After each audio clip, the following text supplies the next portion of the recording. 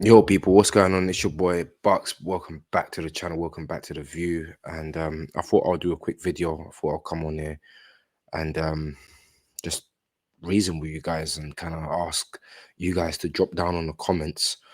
And also, while you do that, please drop a like on the video and please subscribe to the channel if you haven't already. But bro, Fulham, Fulham showed more of a fight than Arsenal ever did. Fulham showed more of a fight today. Fulham did everything that I wanted to see us do. They did everything I wanted to see Arsenal do.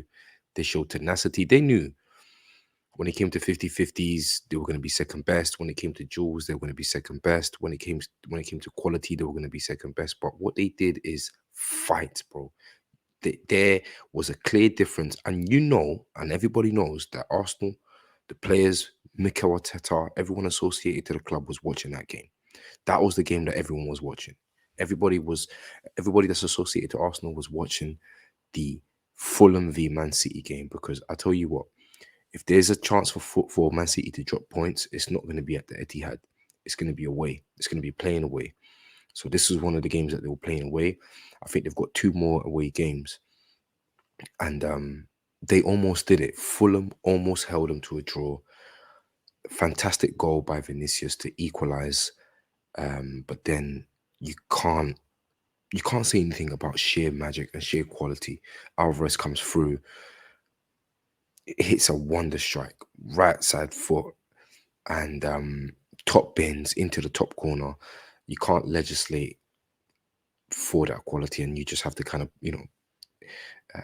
take your hat off and say congratulations to the opposition. And this is what I mean. This is when you can say it's acceptable to not acceptable, but it's understandable to be in defeat. It's understandable to receive a defeat because when you're going against sheer brilliance, sheer quality, not when you're giving the game away, not when you're just making errors upon errors because you're feeling some sort of psychological pressure. Pressure of what?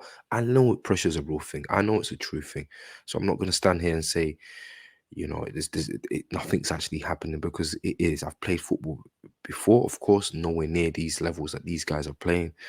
And we must bear in mind that they're young guys. However, being young also has its, it also comes with its ingredients. It also comes with its elements. Being young means you're hungry.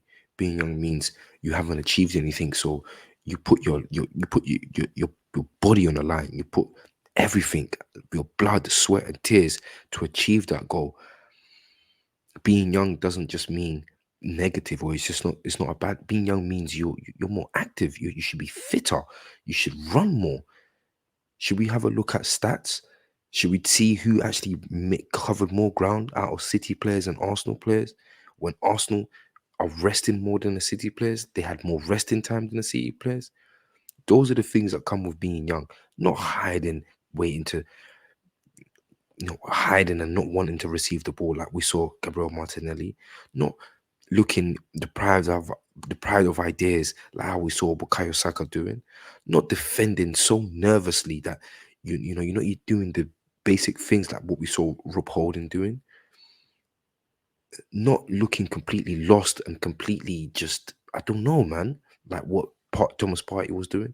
And now I'm hearing that Thomas Partey, it's come out that he's injured. He's carrying an injury, he's carrying a knock. But listen, I tell you what, man, if you're carrying an injury, carrying a knock, you tell the coach, you tell the manager, listen, I'm not good enough to play this game. Because if I play this game, we'll lose this game because I'm not gonna give you what you require from me. I'm not gonna be able to, I just don't have the capacity for it. You need to switch it up. You need to give me a game or two rest. You've seen Pep Guardiola do it. How many times has he rested Kevin De Bruyne? Kevin De Bruyne again wasn't playing again in this game. Was he? I don't think he was. He was not playing in this game, Kevin De Bruyne. Let me have a look actually furthermore. Because I genuinely don't think he played. Let me see the starting 11. Just sharing my screen just to see the lineups. So this is Fulham starting 11. Jean Palhinha and Reed in the midfield. They were tremendous today. Wilson was good. Fulham played amazing today. They were so unlucky not to get something out of that game. Um, as you can see here, no Kevin De Bruyne. And then, if you think to yourself, raw, like this guy is doing without Kevin De Bruyne. he's actually going into a critical game where they can come and you know tip Arsenal to the being top of the league, and he doesn't even care about. Not that he doesn't care, but he knows Kevin De Bruyne played his socks off in that Arsenal game. He knows that he needs to rest. He knows he needs to be able to find a way to just make it work without Kevin De Bruyne for this game. So what does he do? He introduces Alvarez, and what does Alvarez do? Pay him back with a brilliant, brilliant goal, brilliant performance, man. So annoying, bro. I'm telling you, lot, man. City is one annoying team, but listen, I tell you, lot, make no mistake. I know it seems like City had a fantastic game stats wise, as you can see here from the stats as well. Let me just find the match stats. It does look like they had an incredible game. It does look like they blitzed um, Fulham all the way, but that's not how it reflected in in terms of watching the game live. Like Fulham did their thing, and this is all we wanted to see from Arsenal. We just wanted to see them, have a bit more of a fight, regardless if they're going to lose in stats, regardless if they're going to lose the amount of corners. Look at shots on target for Man City, but they only come away with what? They only come away with 2 goals. Yeah, and that's because everything that Fulham was doing was to nullify them as much as possible. Listen, you see this man here, yeah, you got to big him up, Marco Silva has done a lot. Let's see what he says about this game, actually, furthermore. Marco, your assessment of the afternoon, first of all. Disappointing result. Good work from the boys. We were competitive from the match, and when consider goal in the first minute of the match against City, it is create a difficult scenario, really difficult scenario for any team in this competition. I tell you lot something.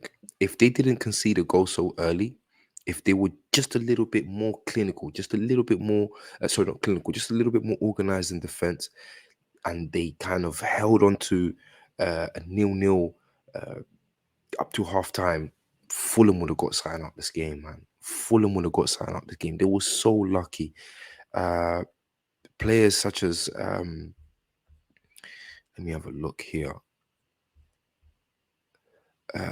Tete, he was on his job. He did not let Grealish bully him. He did not let Grealish violate him under no way, shape, or form. He was doing his thing in terms of making sure that Grealish had a nightmare and making sure that Grealish, just didn't have joy. As you can see here, just didn't have the joy that you normally see him having, trying to do the side winding thing and switching from here and switching from there and cutting inside. Like Tete, he was up for the fight all day, every day. There was no problem. Whatever Grealish, wanted to do, my man had him on ropes. Wilson was fantastic, as I mentioned before. Pereira and D Cordova-Reid, like, bro, these are average players. No disrespect to Fulham and no disrespect to their players. Leno trying to do the job for us as well. Leno had some good stops, some good saves, but it's like, raw boy, like, my goodness, like, what does it take? Like, what does it actually take for you to understand, Arsenal, that you are in a title race, and when you're not performing to the best of your ability, we at least want to see a fight. We want to see you match these guys, man. We want to see you go for toe. Listen, like the video, subscribe to the channel. Fulham, congratulations, well done. You tried to do your thing. Unfortunately, you didn't. It is what it is, but big up your damn self, man. I was so happy with what you did, Fulham, that I actually thought to myself, do you know what? Let me make a quick video and let me congratulate Fulham for what they did, because they almost um stopped City. They almost made City drop points. Elsewhere, guys, as you can see here, just quickly showing you other results that happened as well throughout the weekend. Brighton, the big result, 6-0 against Wolves. Brighton's on business, and we still got to go and face them. The only thing that gives me a bit of hope about Brighton is that we're playing at home. We should be able to nullify them at home. But yeah, man, some crazy results, some big results this weekend. And we have the all-important one, of course, coming up for us, which is Tuesday. Which is May the 2nd against Chelsea. Looking forward to that game, even though I'm not. I am, even though I am, I'm not. It's mad. I don't know anymore. Yeah, it's one of those ones, isn't it? William Saliba still not with us. It's not looking like he's gonna, he's probably gonna be fit for the possibly last 3 games, if that. Maybe last 2. I don't know. But yeah, we move people, and we go from there. Again, congratulations to Fulham, even though they didn't win. Big up to Fulham. They showed more fight than Arsenal. God knows why they did.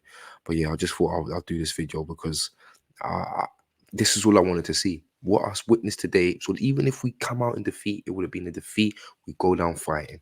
But we move Chelsea. We have to show this. We have to show the fight. Even if Chelsea come out and, you know, do a performance that is just not predicted, we have to show a fight, Arsenal. Come on, boys. I'll see you lot in the GIF. Peace.